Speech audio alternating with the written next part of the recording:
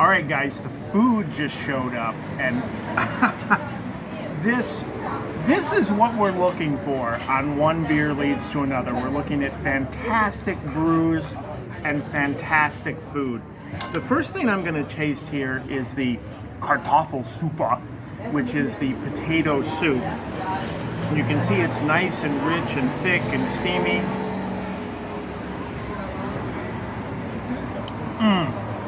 That is absolutely delicious.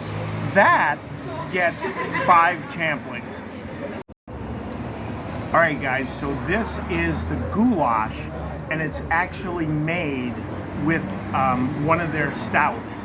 And you can see this is not the kind of goulash that you get in the United States.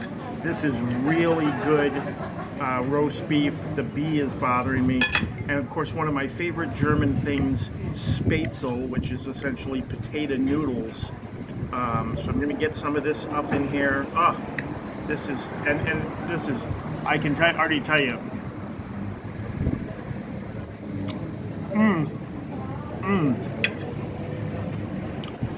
5 champlings on the Spätzle and on the goulash. All right, guys, after some really, really good German food, we've got another 3 beers to taste here at Lemke. So this is the 030 Pale Ale.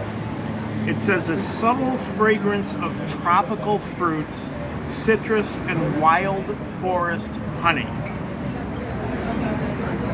I get a little bit of that. I don't really get a tropical. Not really.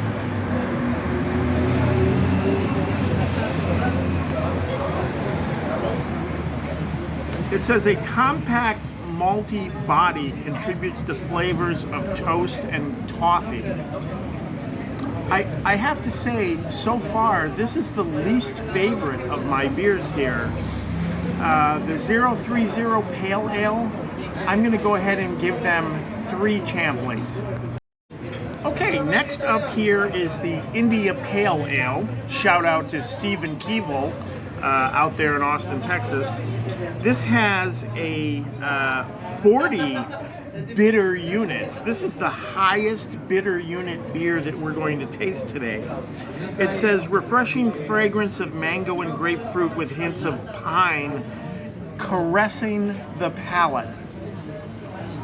Oh, I definitely get the pine nose in that. Let's see if it caresses my palate.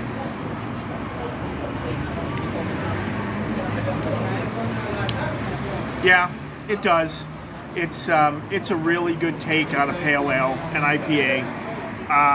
It's not as good as what we're producing in the United States, I think, at this time, or some of the other IPAs that we've tasted here on your European tour. But I'd give this a solid 3.5 champlings. Okay, guys, last up here is the Boudica Weiss. Not to be confused with the Weizen, which we tasted earlier. This is a Berliner Weiss. I hope they do a good Berliner Weiss in Berlin. It says the Boudica Weiss seems like a mysterious sparkling wine in the glass as fine bubbles purl up. It smells of French cider and freshly squeezed apple juice.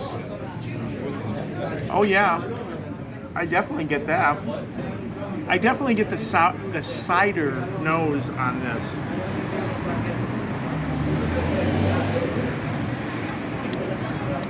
Oh wow, you can see I'm making that face, that tart face.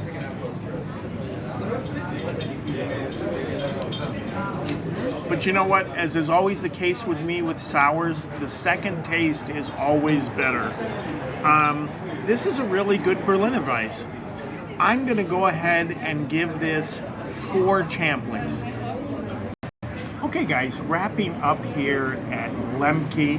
I noticed it says Handwerkliche Brewery, which is a handmade brewery, and it says established in '99, so at least the brewery has been around for a long time. We tasted some really good beers today. We ate some really good food. You know, I want to talk a little bit more about the food. I mean, the potato soup was nice and rich and creamy, and had these croutons that were almost buttery. And then the spatzel was done perfectly. The roast beef was fork tender, just fell apart, had a nice gravy to it. Long story short, I cannot say enough good things about this place. If you find yourself in Berlin, come out to the Charlottenburg Palace, which was the country palace of the rulers here, and come over to Lemke Brewery to get some really good beer and some really good food. So 2 thumbs up for this place, and we will see you probably back in the United States on another episode of One Beer Leads to Another.